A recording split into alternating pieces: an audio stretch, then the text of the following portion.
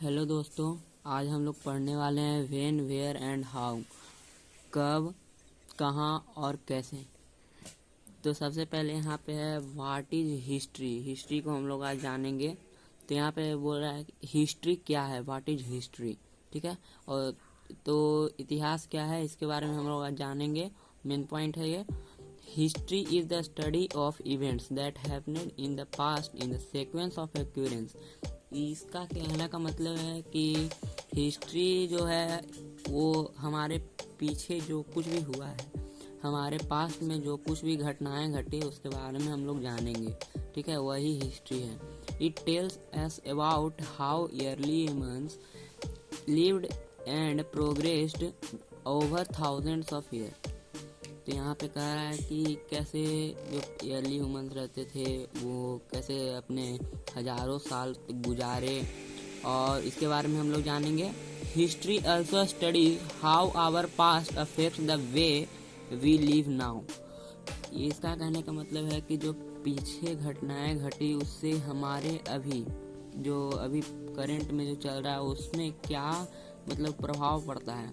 जैसे कि पीछे हम लोगों के पिछले सालों में युद्ध हुए बहुत सारे, जैसे पानीपत की लड़ाई हुई, बहुत सारे युद्ध हुए, मुगल एम्पायर आए, ये सब वो सब। तो उन सब ने हमारे देश का जो खजाना था वो लूटा। तो उससे हमारे देश पर असर ये पड़ा कि सबसे पहले हम लोग उस टाइम पे सबसे अमीर देश था हमारा भारत, और अभी हम लोग मतलब कि उस टॉप 5 लिस्ट या टॉप 10 लिस्ट में भी हम लोग नहीं आते हैं। यही वो उसका प्रभाव अभी पड़ रहा है। तो छोड़िए इन सभी बातों को, अभी हम लोग पढ़ते हैं why do we study history. तो यहाँ पे कहने का मतलब है कि हम लोगों को हिस्ट्री क्यों जानना जरूरी है। हाँ, तो why do we study history, हम लोग हिस्ट्री यानी इतिहास को क्यों पढ़ते हैं, क्यों पढ़ना जरूरी है। ठीक है, तो इसके बारे में जानेंगे। History is important as it help us understand how humans being have evolved over a period of time. हम लोग इसको इसलिए पढ़ना पड़ता है कि हम लोग को पता चले कि हमारे जो पूर्वज थे वो कैसे अपने दिन को गुजारे, अपने समय को कैसे गुजारे, अपने जीवनी के बारे में। ठीक है, तो उसी के बारे में हम लोग जानते हैं हिस्ट्री में, इसलिए हम लोग हिस्ट्री पढ़ते हैं। It tells us how humans discovered and invented various things.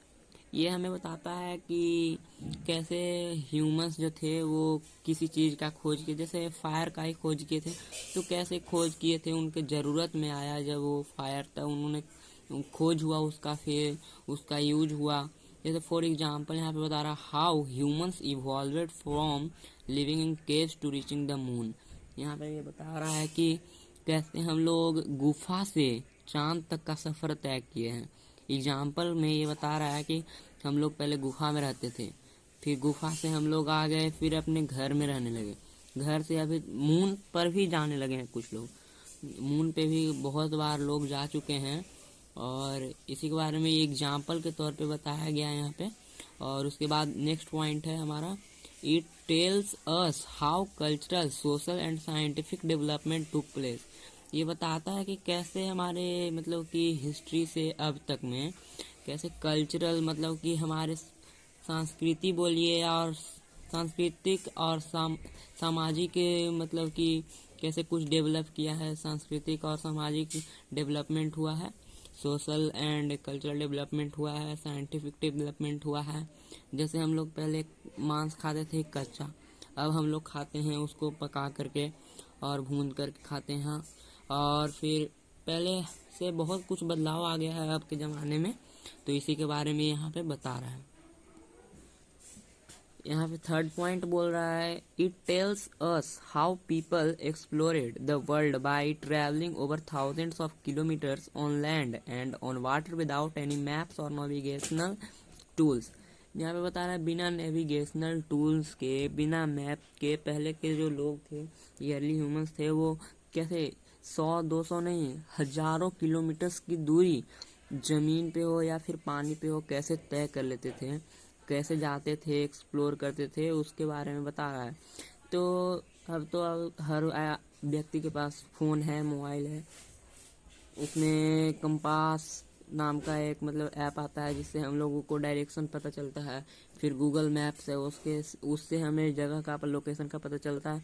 लेकिन पहले ये सब कुछ नहीं था, फिर भी यहाँ पर बताया जा रहा है कि फिर भी वो लोग तय कर लेते थे इतनी लंबी लंबी दूरी। तो कैसे तय करते थे उसके बारे में भी इसको में बताया जाएगा, ये बुक का कहना है। ठीक है, तो आगे चलते हैं। अगला पॉइंट है history helps us learn from the mistakes of past and allows us to take better decisions. ये बोल रहा है कि इसका कहने का मतलब है कि जो हमारे पूर्वज ने गलती किया, ठीक है, हमारे पहले जो लोग थे हियरली ह्यूमंस थे या फिर कुछ भी बोलो, वो जो थे वो पहले जो गलतियां किए उनको से सीखना है। ठीक है, उससे सीख करके कि हम लोग वो गलती दोबारा ना दोहराएं और उससे बेटर डिसीजन ले सकें। यहाँ पे बता रहा है in a nutshell it tells us how we have reached our current state which help us to understand our self, our society and our surroundings better. ये बता रहा है नट सेल। नट सेल कहने का मतलब यहाँ ये नहीं है कि जो वो नट होता है खाने वाला अखरोट उसका सेल, वो नहीं कहने का इसका मतलब है। यहाँ पे बताया जा रहा है नट सेल मतलब कि हम लोग कैसे पहले छोटी सी जगह में रहते थे और अब हम लोग बड़े बड़े टाउन शहर में आ चुके हैं, हमारे अपना सोसाइटी है, हम लोग खुद को समझते हैं कि हाँ इधर साफ़ सुथरा होना चाहिए ताकि हम लोगों को कोई दिक्कत परेशानी ना हो। लेकिन पहले इतनी समझ नहीं थी किन्हीं को। टाइम फ्रेम अंडर स्टडी, इसके बारे में अब हम लोग पढ़ेंगे। Time frame under study. The earth was formed billions of years ago. हमारा जो पृथ्वी जो ये प्लेनेट है वो उसका निर्माण मिलियंस नहीं बिलियंस ऑफ ईयर्स अगो हो चुका था, यानी कि करोड़ों साल पहले ही पृथ्वी का निर्माण हो चुका था। The life came into being in various form slowly and gradually. उस टाइम पे जो जीवन जो था वो धीरे धीरे किसी ना किसी फॉर्म में आ रहा था, कीड़ा मकोड़ा के फॉर्म में हो या फिर मतलब जो भी फॉर्म में हो वो आ रहा था। ठीक है, लेकिन वो बहुत धीरे था। Scientists believe that humans came into existence about 2 lakh years ago based on the remains and science they have found. लेकिन पहले हो सकता है कि उस टाइम से जब पृथ्वी का निर्माण हुआ उस टाइम कीड़े मकोड़े होंगे या फिर कुछ छोटे छोटे जीव जंतु होंगे, डायनासोर होंगे या फिर जो भी हो। लेकिन हमारे साइंटिस्ट का मानना यह है कि ह्यूमन कब आए, तो ह्यूमन आज से 2 लाख साल पहले आए। जो भी उनको अभी तक सबूत या फिर जो बोलिए वो मिला, साइंस एंड सिंबल्स जो मिला है उसके मतलब मुताबिक बोलते हैं कि 2 लाख साल पहले वो हम लोग का जीवन आरंभ हुआ था। हम लोग का कीड़े मकोड़े या फिर डायनासोर या फिर जो भी कुछ हो वो पहले ही आ चुके थे, लेकिन हम लोग का जीवन आज से 2 लाख साल पहले शुरू हुआ था। हाँ, तो यहाँ पे they believe it took humans several thousands of years to go from living in caves to living in settlements and town. ये बोलते हैं कि हम लोग को पहले हम लोग गुफा में रहते थे, गुफा से अभी टाउन्स में आने में, सेटलमेंट करने में हजारों साल लग चुके हैं। मतलब कि जो साइंटिस्ट का मानना है कि हम लोग आज से 1000 साल पहले भी हम लोग गुफा में ही रहते थे, अभी 1000 साल के अंदर में ये सब बदलाव हुआ है। ठीक है, the study of history is therefore divided into 3 periods.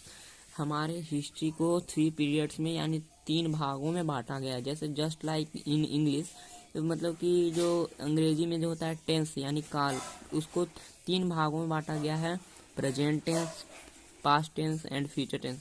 वैसे ही हिस्ट्री को 3 भागों में बांटा गया है ताकि हम लोग आसानी से उसके बारे में पढ़ सकें। तो पहला है हमारा ancient history, medieval history and modern history. ठीक है, ये तीनों को बांटा गया है। क्या क्या नाम है? पहला है ancient history, the medieval history and the modern history. उसके बाद क्या कहता है, these periods are not standard across the world but most of the world has accepted this division of history. यहाँ पे इसके कहने का मतलब कि जो ये 3 भागों में बांटा गया है वो वर्ल्ड के सारे हिस्सों में नहीं माना गया है इसको।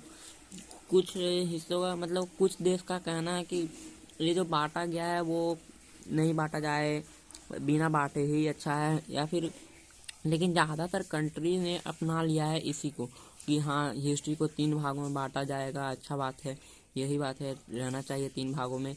लेकिन कुछ मोस्टली कंट्री ने अपना लिया है इस चीज़ को, लेकिन कुछ कंट्री जो हैं वो इसको नहीं अपना है, ठीक है। In this class you shall be studying about the ancient history of India. वो है इस क्लास में हम लोग खास करके एंशिएंट हिस्ट्री के बारे में जानेंगे, और 7 क्लास में हम लोग जानेंगे मेडाइवल हिस्ट्री के बारे में गहराई से, और 8 क्लास में जो है तीनों के बारे में जानना है, ना कि सिर्फ मॉडर्न हिस्ट्री के बारे में। 8 क्लास में जो है वो तीनों के बारे में जानना है।